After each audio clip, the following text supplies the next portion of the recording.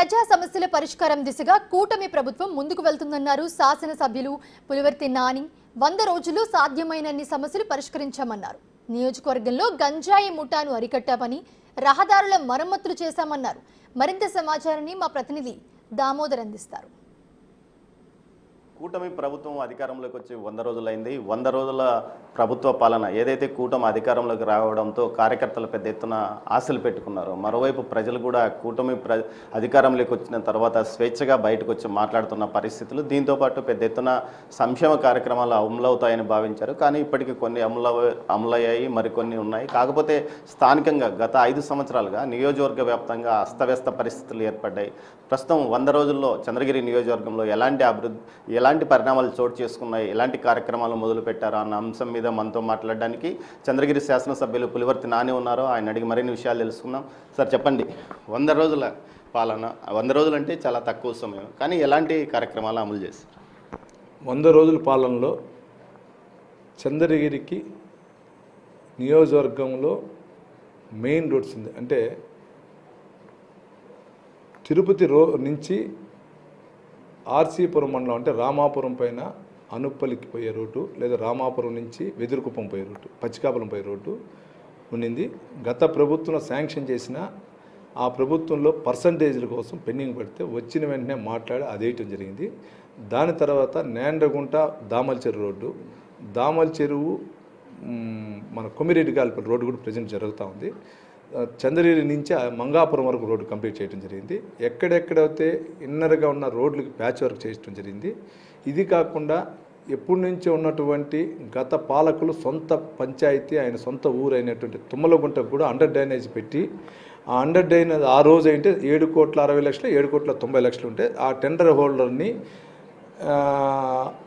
వాళ్ళ ఫరం పేరుతో లేదని ఉద్దేశంతో క్యాన్సిల్ చేస్తే దాన్ని కూడా టెండర్ పిలిచాం. 16వ తారీఖు మొన్న పిలిచారు. 16వ తారీఖు నుంచి వెబ్సైట్లో పెడుతున్నారు.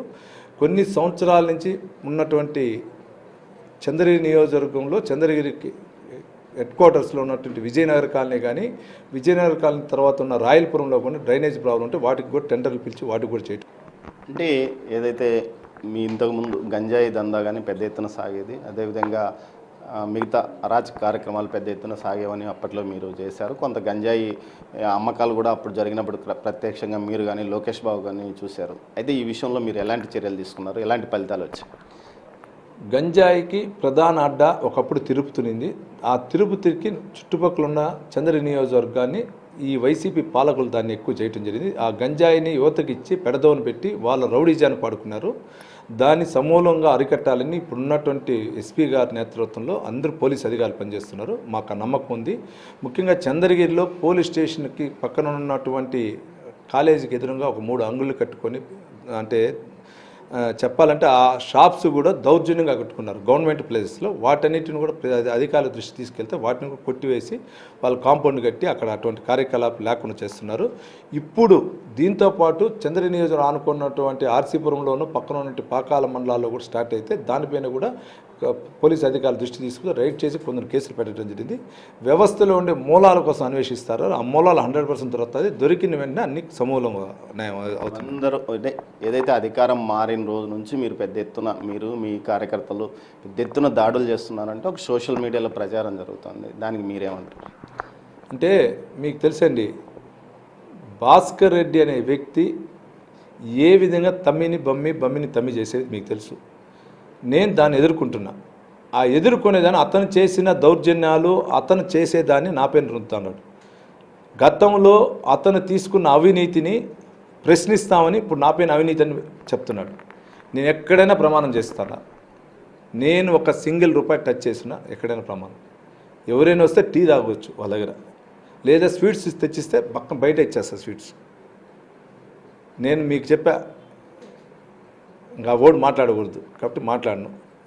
అది ఒకటి నిజం నిదానంగా తెలుస్తుంది, నిలకడగా తెలుస్తుంది అంటారు కదా. తొందరలో మీరు ప్రచారాన్ని ఎందుకు ఎదుర్కోలేకపోతున్నారు? ప్రచారాన్ని ప్రచారం పైన మేము అన్ని ఒకే ఒక సాక్షి ఛానల్తో పాటు అతను స్థానికంగా ఉన్నటువంటి వైసీపీ కార్యకర్తలు సోషల్ మీడియా పెడుతున్నారు తప్పించి ఎక్కడ ఒకటి గ్యారెంటీ నేను చెప్తున్నా, నిజం నిలకడే తెలిస్తే తొందరలో అన్ని నిజాలు ఎపిసోడ్స్ రూపంలో వస్తాయి. మేము దానికోసం వేస్తానో అన్నీ వస్తాయి. ఎపిసోడ్స్ ఒకటి కాదు చెప్పి ఎపిసోడ్ 1, 2, 3, 4 అన్నీ వస్తాయి. అన్నిటికీ ప్రణాళిక. నేను ఎక్కడ కానీ కక్ష సాధింపు చేయను. ప్రజలకు అందుబాటులో ఉంటా. ప్రజలు ఇప్పుడు కూడా చూశాను, నేను ప్రజలకే నిత్యం ఉంటున్నా, ఎక్కడ పోట్లా. నేను కానీ నా కుటుంబాన్ని ఒకవేళ నేనే బయట ఊరికి పార్టీ మీటింగ్ అని ఇంకోటి పోతే కూడా నా మిస్సెస్ నా కొడుకు అటెండ్ అవుతున్నారు. ప్రజల సమస్యలు కొన్ని సంవత్సరాల నుంచి ఉన్నటువంటి తిరుపతి వయా పాకాల కాణిపాకం బస్సు లేదంటే వేయించా, తిరుపతి బెంగళూరు వయా పాకాల పైన వేయించా, వయా చంద్రగిరి టౌన్ పైన వేయించా, తిరుపతి నుంచి పాకాలకి టౌన్ బస్సులో ఆల్మోస్ట్ స్టార్ట్ చేసాం. అట్లా మేము వెళ్తున్నాం. మా పెద్ద ఆయన గారు చంద్రబాబు నాయుడు దృష్టికి, మా చిన్న ఆయన లోకేష్ బాబు గారి దృష్టికి తీసుకుని వెళ్ళాం. కొంచెం ఇండస్ట్రీ పరంగా కూడా చంద్రగిరిలో కానీ, కొన్ని చిన్న గొట్టుకులు ఎర్రవారిపాలెంలో కానీ, కొన్ని పాకాల మండలాలు కూడా పెట్టాలనుకుంటున్నాం. 100% సక్సెస్ అవుతుంది. ఈ రూరల్ మండలంలో ఐటీ హబ్ పెట్టేదానికి రూరల్ మండలం చేస్తున్నాం. మీ ద్వారా కూడా టీడీడీ అధికారులను ఒకటే కోరుతున్నాం, ఇక్కడ ఉన్న మఠం ల్యాండ్స్ వాళ్ళు హ్యాండ్ ఓవర్ చేసుకొని ఆ మఠం ల్యాండ్ మొత్తం కాంపౌండ్లు కడితే ఇక్కడ 100% రౌడీజం జరగదు, లా అండ్ ఆర్డర్ ప్రాబ్లం బాగుంటుంది, దేవుడి సొత్తు మఠం ల్యాండ్ సొత్తు కాపాడగలుగుతాం. కాబట్టి మీ ద్వారా నాకు ఈఓ గారు కానీ జేఈఓలు అందరికి కానీ చేతులెత్తి నమస్కరిస్తూ మఠం ల్యాండ్స్ అన్నీ మీరు హ్యాండ్ ఓవర్ చేసుకోండి, హ్యాండ్ ఓవర్ చేసుకొని కాంపౌండ్లు కట్టండి, మీరు తీసుకోవాలని కూడా తెలియజేసుకుంటాం.